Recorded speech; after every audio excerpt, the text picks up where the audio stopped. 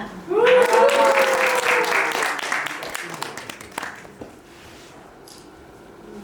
모든 일에 지인이 되고 싶은 저이고요. 혹시 저와 인스타 팔로워 안 되신 분 계시면요, 핸드폰 키셔서 QR로 저와 팔로우를 해주시면 감사하겠습니다. 네. 요즘 되게 편하죠? 이렇게 QR을 어디서든지 생성을 할 수가 있어요. 그래서 여러분 필요한 거 있으면 QR 띄워서 이렇게 그냥 핸드폰만 켜면 될 수 있죠. 네, 저 64세입니다. 저희고요. 저는 지금 작가이고요. 책쓰기 코치를 하고 있습니다. 전자책 쓰기도 하고 있고요. 엄마 성장 코치로 엄마들의 새로운 출발을 도와주고 있습니다. 그리고 요즘 이제 뉴 그레이라고 시니어들 이렇게 스타일을 만들어주고 활동할 수 있도록 하는 그런 커뮤니티에 제가 합류를 하면서 시니어 동기부여가로 60 넘어서도 충분히 뭘 할 수 있다는 그런 메시지를 전해주고자 하고 있습니다. 모델이시죠? 그건 이제 모델은 아니고요.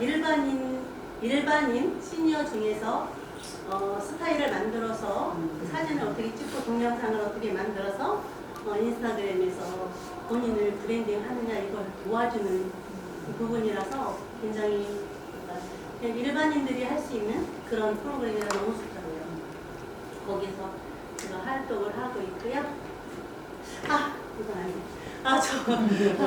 저는 이렇게 인스타그램에서 지금 이제 만 3년째거든요. 만 3년째 정말 팔로워 보시죠? 6,285.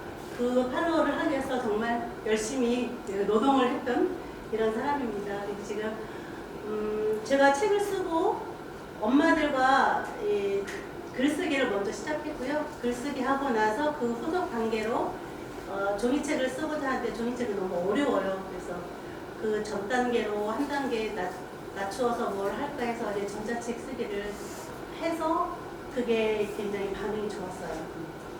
그래서 전자책 코치로 지금 활동을 하고 있고요. 저는 되게 평범한 사람입니다. 그러니까 밖의 세상을 잘 안 나오던 저만의 세계에서 갇혀 살던 이런 사람이에요. 근데 제가 어떻게 60이 넘어서 세상을 향해서 문을 두드리고 성장해 가고 있는지 그냥 평범한 저의 이야기를 들려드리려고 하는데 어떠십니까? 괜찮으실까요? 네. 좋아요. 설렌다. 손에 박수에 힘을 줘서 그냥 소심하지만 저의 이야기를 진행해 보도록 하겠습니다.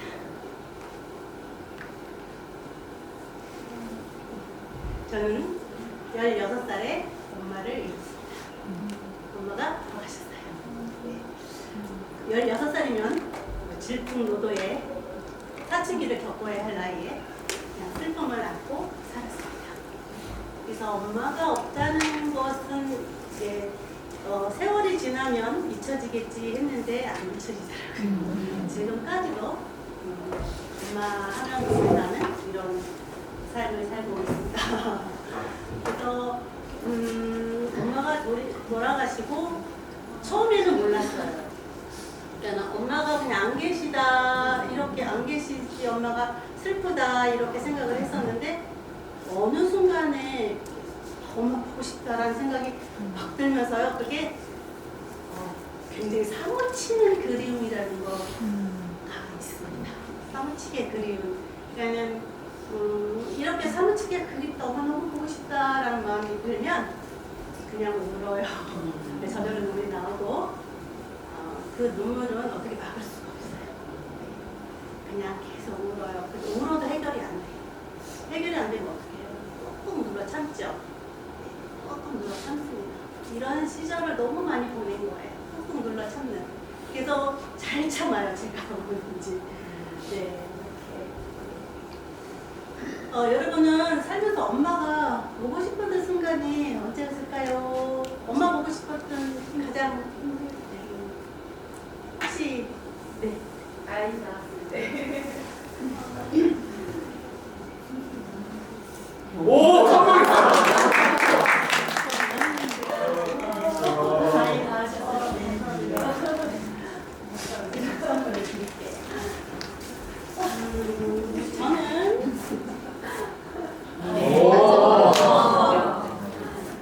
결혼할 때 손주석이 엄마가 안 계셨을 때 그때도 슬펐어요. 그때도 임신했을 때 그때도 엄마가 있었으면 얼마나 좋았을까 이랬어요. 근데 가장 힘든 건 첫 아이를 낳았을 때 엄마 나 아들 낳았어라고 자랑을 하고 싶은데 할 사람이 없는 거지. 그때 제일 가슴이 아프더라고요. 그리고 또 하나는 엄마가 끓여주는 미역국을 평생 먹을 수가 없잖아요. 그거는 해결할 수 없는 그런 문제들, 이런 것 때문에 엄마의 그리움이 제가 굉장히 컸어요. 이렇게 하면서 아이들을 결혼을 하고 아이를 낳고 아이를 키우고 아이들이 어려서부터 제가 이상하게 아팠어요. 굉장히 많이 아팠습니다. 원인을 알 수 없이 아팠어요. 병원에 1년에 한 두세 번을 실려가고 병원에 이제 실려가면 보름, 한 달 이렇게 입원을 하고 있었어야 어느 정도 회복이 됐거든요.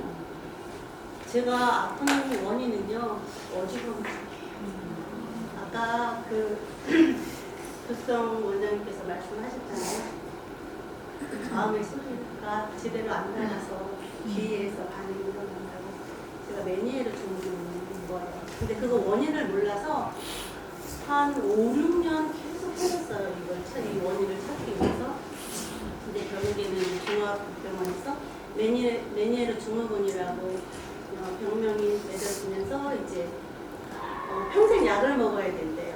근데 이제 그거 있잖아요. 난 아픈 사람이야 라는 그 프레임 안에 내가 딱 갇혀버리니까 이 약이 없으면 너무 불안해. 어딜 가지도 못하고 활동도 못하고 스트레스 받는 일을 할 수가 없고 과하게 운동도 못해서 그냥 걷기 외에는 못했었거든요. 그래서 이렇게 너무너무 아파가지고 굉장히 힘든 시간을 보냈어요. 근데 엄마가 아프다고 맨날 누워있으니까 애들도 맨날 아프고 우리 딸아이가 초등학교 다니는데 반밖에 학교를 안 갔어요. 엄마 나 머리가 아파, 엄마 나 배 아프고, 엄마 나 어디 아프고. 그래서 우리 딸아이가 어느 날 엄마 나 머리가 아파. 제가요 혀가 확 치면서 오르는 거예요. 너무 매일 맨날 아프다 소리를 해. 그 소리가 떨어지기가 무섭게 말문이 다 막혔어요. 저잖아요. 제가 그렇게 아프다고 했으니까. 그래서 이제 저를 본 거죠. 부모는 아이의 거울이라고 하고요. 왜 아프다고 해? 내가 아프다고 했으니까. 엄마가 아이의 거울이고 아이가 엄마의 거울인 거죠. 굉장히 슬픈 상황이잖아요. 엄마가 내면이 자유롭지 못하니까 아이까지 똑같이 그렇게 배워가고 있고요. 그때부터 제가 마음을 고쳐먹기로 하고 변화를 해야 되겠다. 어떻게 해야 될지는 알 수가 없구나. 이렇게 됩니다. 그래서 제가 변화가 되고 싶고 어떻게 뭔가를 하고 싶은데 할 수가 없는 거예요. 왜냐면 제가 담을 쌓고 살았거든요. 제 안에서만 살았었고 사실 이런 얘기는 여기서 처음 하는 겁니다. 누구한테 저희 얘기를 한 번도 해본 적이 없어요. 되게 용기를 내서 지금 하고 있어요.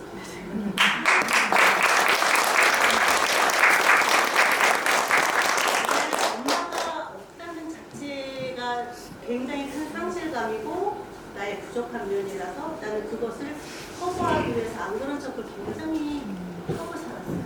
그래서 이렇게 나를 바라보고 아이를 보면서 내가 변화를 해야 되겠다. 책은 수없이 많이 읽었죠. 책 속에서 변화되고 성공한 사람들의 이야기를 정말 우리가 많이 하잖아. 그래, 이렇게 하면 변하는 거구나. 끝. 저렇게 하면 변하는 거나 끝. 제가 실행을 안 했던 거죠. 실행을 안 했던 자신을 발견하고 책을 읽으면서 이렇게 한번 해보고 저렇게 한번 해보고 하면서 이제 저를 바꿔가기 시작했어요. 제가 저를 바꾸기 위해서 제일 처음에 뭘 했을까요? 제일 처음에 뭘 했을까요? 일기 쓰기? 일기 쓰기 또 뭘? 책 읽기. 감사해. 감사해. 운동하기. 그래서 말하는 토닥토닥해지. 네. 그리고 제가 한 거는 다른 사람에게 도움을 받고 싶었어요. 근데 어떻게 도움을 받아야 될지 몰랐어요. 왜냐면 저는 저 혼자 내면에서 갇혀 살았고 누구한테 이렇게 도움을 요청할 줄도 몰랐고요. 살아가면서 이럴 때는 이렇게 도움을 요청해야 되는 거야라는 걸 몰랐기 때문에 남한테 가서 말을 하기가 너무 겁나는 거예요. 그래서 늘 거기서 막 멈추고 말을 어떻게 해야 될지 몰랐어요. 그래서 제가 성춘 교수님 만나고 벽을 뚫고 하면서 말을 이제 하기 시작하는 거예요. 어떻게 말을 할지 몰랐어요. 그래서 내가 변화를 해야 되는데 기도를 시작했어요. 어떻게 할지 몰랐어요. 누구한테 도움을 청할 수도 없고 이대로 있다가는 나뿐 아니라 아이들까지도 잘못될 것 같고 그래서 기도를 시작을 했어요. 기도를 하면서 저는 모르겠습니다. 알아서 해주세요.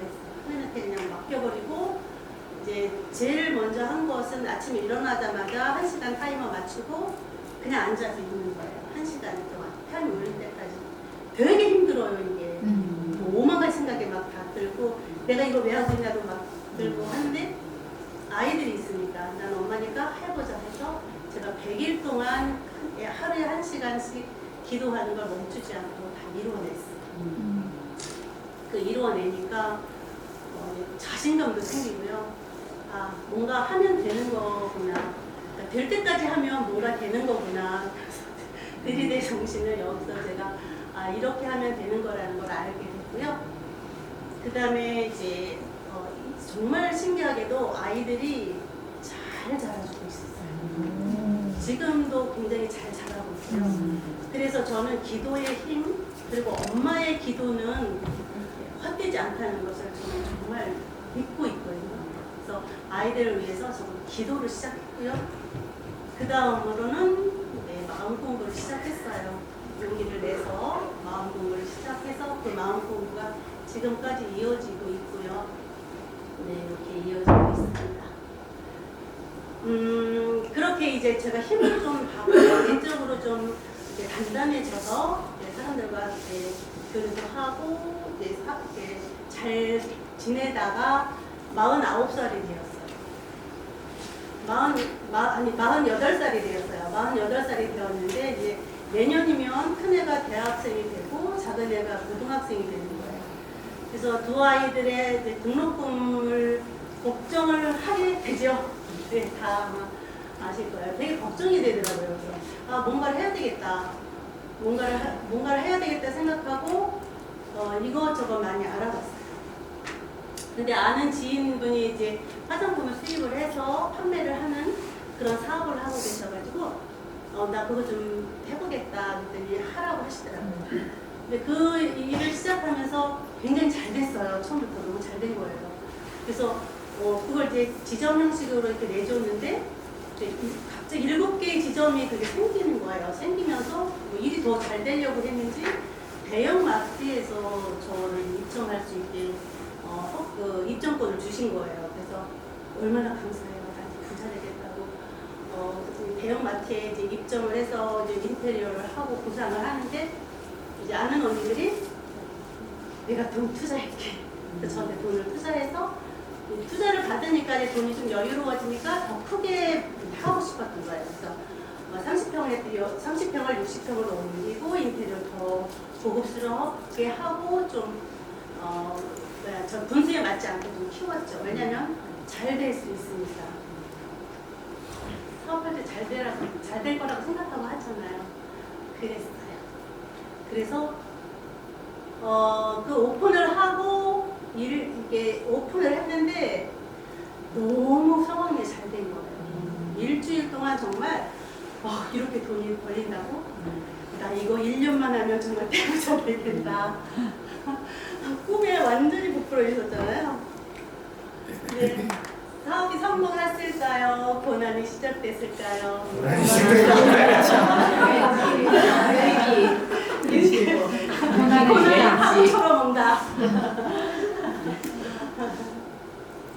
어머. 한 달 만에 불이 나고 있어요. 대형 마트에서.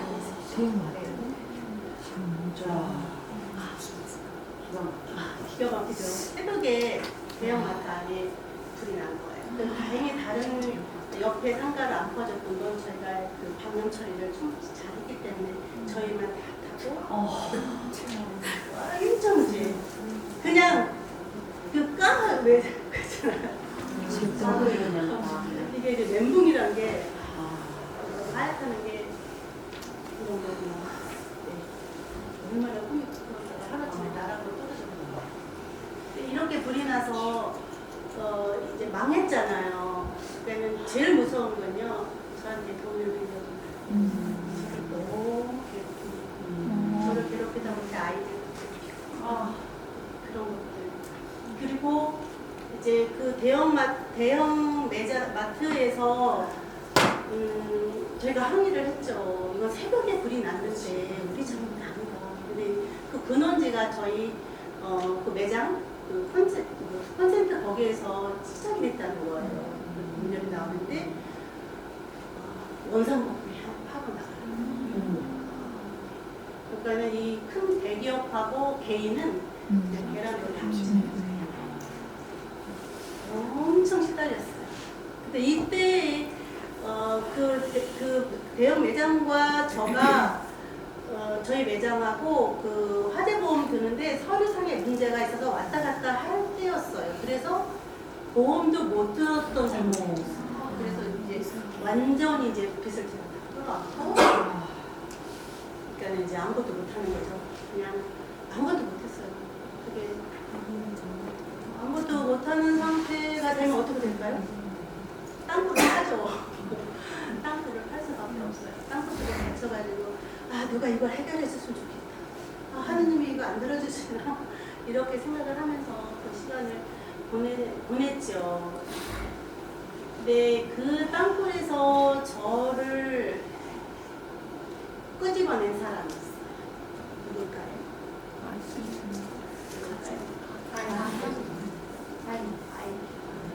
아이들이죠. 사실은 저예요. 제가 엄마잖아요. 나는 엄마인데 애들 밥은 먹여야 될 텐데 학교는 보내야 될 텐데 내가 이러면 안 되지. 내가 이러면 안 되지. 이거가 저가 저를 살리는 거예요. 그래서 땅굴을 탈출해서 나왔어요. 나와가지고 이제 그렇잖아요. 빚은 굉장히 눈덩이처럼 크게 불러요. 그러니까 카드 빚으로 내서 사람들 이렇게 빚 갚고 메꾸고 그럼 카드 빚도 크고 카드에서 계속 전화 오고 이제 그런 상황에서 진짜 하늘이 무너졌는데 나는 어떻게 여기서 탈출할 수 있을까 정말 고민이 많이 되는 거예요. 애들 엄마니까. 그러니까는 그때 우리 작은 아이가 보통 중학교에서 엄마 선생님이 교무실에 오라서 갔더니 급식비 내래. 급식비가 없어서 못 낸 거예요. 그래 애들 보고 살자 하고 이제 그때 돈을 벌어야 되는데 저 이제 시골에서 살고 있었기 때문에 내가 나가봐야 식당 설거지 해주고 돈 100만 원 벌기도 빠듯했어요. 그래서 내가 이런 돈을 좀 더 많이 버는 일을 하고 싶어. 사업은 지금 엄두도 못 내니까 나 돈을 버는 일을 하고 싶어. 매달 얼마라도 들어오면 이걸 카드니 갖고 이렇게 해결할 수 있을 것 같아. 그 친구가 그러면 서울에 올라와가 베이비시터 하면 돈을 좀 준대. 근데 가장 좋은 건 재벌가 베이비시터를 하면 이제 입주를 하게 되고 입주를 하면 집을 안 구해도 되고 월급은 더 많이 주고 그래서 그래 나 딱 2달만 해볼게. 자신은 없다. 그래서 2달 하러 들어갔는데 제가 12년 동안 그래서 정말 제가 이것도 굉장히 제가 행운이라고 생각하는데요. 재벌집들은 돈이 많잖아요. 제가 이런 상황에 합시다 얘기를 했더니 돈을 더 빌려주는 거예요. 무이자. 한 달에 100만 원씩 갚으세요. 그래서 그 100만 원씩 갚기 위해서 정말 열심히 했습니다. 굉장히 열심히 했고, 네, 그렇게 했습니다. 그래서 이렇게 어떤 어려움에 처했을 때 다시 일어나자 하면 도와주는 손길들이 다 있습니다.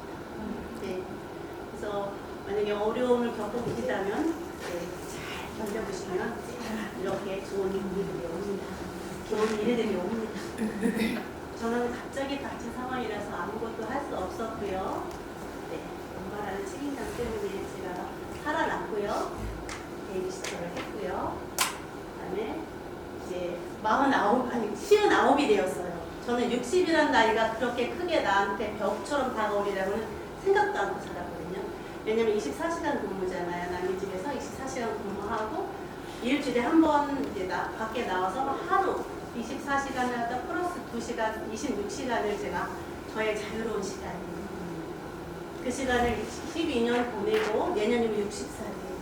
근데 진짜 이 깜깜한 절벽이 앞에 있는 것 같은 느낌이 들었어요. 내가 뭐 하고 살았지? 저의 50살이라는 나이는 없어진 거잖아요.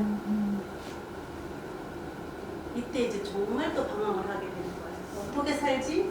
내가 내년이면 60살인데 어떻게 살지? 그 건강하면 3, 40년을 더 살아야 되는데 이걸 어떻게 살지? 그게 고민이 많았거든요. 그때 이제 제가 그 고민을 계속 하면서 방법을 찾을 때 이제 은연중에 저 내면에서 책을 써봐 이렇게 나오는 거예요. 내가 무슨 책을 써? 뜬금없어서 제가 헛웃음을 웃었거든요. 책을 쓰고 싶은 마음이 계속 끊이질 않는 거예요. 한 달에 내 책을 써야겠다는 그런 마음이 들었어요. 그럼 한번 해볼까 하고 책 쓰기를 배우러 다녔어요. 근데 그때 이제 제가 신청을 했더니 55세밖에 안 받는데 60세는 안 받는다는 거예요. 왜요? 그랬더니 책을 쓰고 개인적인 브랜딩을 하는 시간까지는 한 5년이 걸린다고 말씀을 하시더라고요. 전 빨리 할게요 이랬거든요. 아니래 그러니까 그러면 65세에 뭔가를 시작을 해야 되는데 너무 늦다는 거예요. 그때는 코로나 이전이에요. 온라인이라는 세계가 그렇게 빨리 오리라고 생각을 안 했던 시기였잖아요. 그러니까 오프라인에서 나이가 60이 넘은 사람을 누가 와서 초청해서 강의를 하세요라고 하겠어요. 그건 안 된다는 거예요. 근데 내가 하게 해달라고 돈을 먼저 갖다 주고 제가 돈을 먼저 갖다 주고 되게 비쌌어요. 1,500만 원이었어요. 나한테 주지.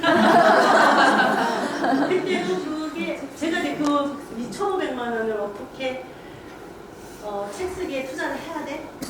아니면 2,500만 원을 1년에 사?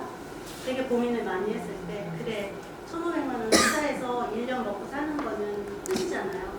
근데 2,500만 원을 정말 그분이 아마 제가 못하게 하려고 하셨을 수도 있어요. 1,500만 원을 투자해서 만약에 내가 제2의 인생을 산다면 난 되게 잘 살 수 있을 거라고 생각을 하게 돼서 선택을 했어요. 그냥 1,500만 원 다 줬어요. 주고 내가 3개월 안에 책을 쓰길 마치겠다 했어요. 그러면 받아주겠다고 했어요. 3개월 동안 책 못 쓰면 끝이다고. 그래서 어떻게 됐어요? 정말 죽을 힘을 줘서 책을 썼죠. 그러니까 아이를 돌보니까 아이 자면 이제 노트북에 불빛이 나갈까봐 입을 뒤집어 쓰고 그 안에서 막 원고 쓰고요. 뭐 이거 핸드폰 들고 다니면서 녹음해서 그 텍스트 변환해서 쓰고요. 이렇게 3개월 만에 책을 썼어요. 근데 제가 책을 쓰기를 하면서부터 이제 코로나가 시작됐는데요. 이렇게 오래 갈 줄은 몰랐잖아요. 근데 코로나가 시작되면서 이제 뭐 줌으로 뭐 수업을 해야 된다는데 저는 이제 그때는 막 독수리 탁법이었어요. 이제 처음 배우는 노트북 이만한 거 가지고서 시작을 했는데 뭐 되게 어려운 걸 하는 거예요. 근데 못 쫓아가죠. 젊은 사람도 아닌데 어떻게 쫓아가겠어요. 그래서 이제 그 동기들한테 물어보고 해서 책을 하고 이제 8월 달에 이제 책을 출간이 되었는데 홍보를 할 수가 없어요. 외부에서 활동이 안 되니까 책 홍보를 어떻게 해야 될까 고민인 거죠. 돈은 그렇게 많이 들었는데 이제 출판사에서 인스타를 하래요. 왜냐면 이렇게 제가 이게 제 책이잖아요. 아이를 돌보던 제가 내 아이 키우는 얘기 베이비시터 했던 이야기를 여기 썼는데 엄마들이 여기에 들어갔대요. 인스타그램이 보면서 그랬어요. 저 인스타그램 몰랐거든요. 왜냐면 그냥 남의 집 살이 하니까 우리 아이들 전화 받고 네, 유튜브 책을 보고 이게 끝이었잖아요. 인스타그램을 하려는데 이걸 어떻게 해야, 이게 뭐야? 우리 딸한테 이거 출판사 때 인스타그램 하래. 어떻게 해? 엄마, 인스타그램은 젊은 사람들이 하는 거야. 엄마가 발붙일 데가 없어. 그래도 출판사에서 하래. 만들어줬어요. 그때부터 이제 사진 한 장씩 올리는 거예요. 되게 재밌더라고요, 사진 올리는 게. 또 올리고. 그때는 뭐 글도 어떻게 써야 될지도 모르겠어가지고 그냥 사진만 올리고, 사진에 대한 설명을 또 올리고, 이렇게 하면서 인스타를 시작을 한 거예요. 그러면서 이제 사진을 계속 올리니까 사람들이 와서 뭐 좋아요도 눌러주고 댓글도 달아주고 이렇게 하면서 이제 인스타를 시작했는데 제가 6개월 만에 1000명인가?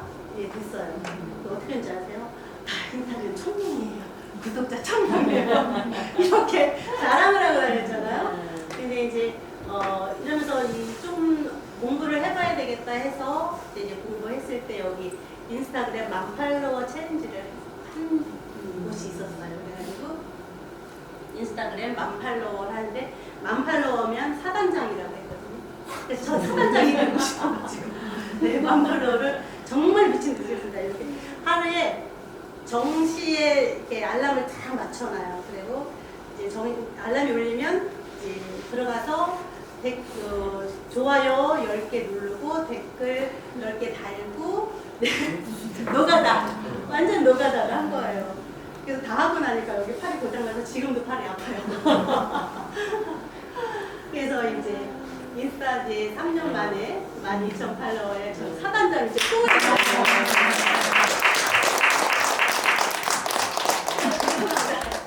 네, 저는 사단장 꿈을 이뤘고요. 네, 이렇게 됐습니다. 그래서 지금은 책을 출간하고 인스타그램에서 엄마들이 저의 이제 팔로워가 돼서 엄마들과 글쓰기, 전자책 쓰기, 그래서 60대에 시작해서 전자책을 가르치잖아요. 젊은 사람들도 어려운 전자책을 제가 가르치고 있습니다. 종이책 쓰고 지금 이제 이런 것이 2년이 돼서 저희 작은 도서관 관장이 되었어요. 네, 작년에 작은 도서관 관장이 되어서 이제 올해부터는 조금 더 활동적이게 관장 도서관을 좀 꾸밀 예정입니다. 그래서 60대에도 종이책을 책을 한권 가지니까 이런 일들이 일어나는 거예요. 그래서 지금은 시니어를 위해서 또 제가 뭔가 프로그램을 할 예상을 하고 있고요. 이렇게 된 거는 이제 코로나 덕분이죠. 네, 진짜 코로나 덕분이에요. 그래서 제가 그렇게 나를 끌어내고자 기도를 안 했다면, 아니면 변화하고자 마음 공부를 안 했다면, 불이 났을 때 거기서 그냥 주저앉아버리고 말았다면, 베이비시터를 안 했다면, 베이비시터를 했기 때문에 제가 책을 쓴 거거든요. 예, 책을 쓰고 제가 세상에 나왔잖아요. 세상에 나와서 사람들 앞에, 여러분들 앞에 제가 이렇게 설 수 있는 기회가 주어지고요. 네. 그래서 저는 이제 앞으로 제가 그렇게 엄마가 필요할 때 엄마의 그 도움을 받지 못해서 굉장히 힘들었던 부분들, 그리고 책을 쓰고 온라인 안에서 자리 잡는 그런 과정들, 그래서 엄마가 필요해라는 프로그램을 제가 이제 한 2년 전부터 계속 이걸 생각을 하고 있었어요. 근데 어떻게 풀어나가야 될지 몰라서 되게 고민을 하고 있었던 중에 이제 저 양순환 대표님을 만났고, 또 양순환 대표님 통해서 이제 송준 대표님을 만나서 대표님께 이제 처음에 그 특강하고 나서 그 다음날 전화를 드리겠어요. 대표님 저 좀 만나주시죠. 그래가지고 이 프로그램을 제가 하고 싶은데 어떻게 해야 될지 몰라요 했더니 굉장히 좋은 리더의 프로그램이다.